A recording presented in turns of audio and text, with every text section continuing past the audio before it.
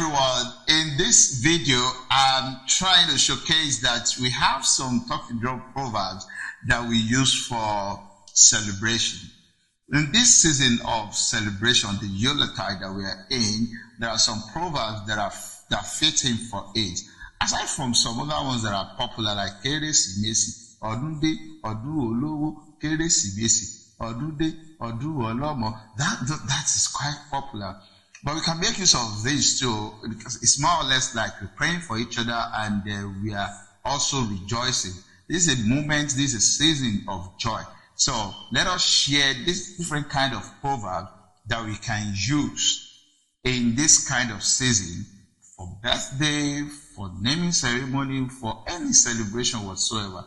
Please, let's share it in the comment section. So whenever everyone that goes to the party and listen to the talking drum, they can always dip themselves into it and relate with whatever it is we're saying.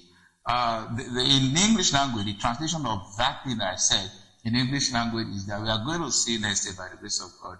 In as much as cola find its way to market on yearly basis, next year is so sure for us. Let me play it once again.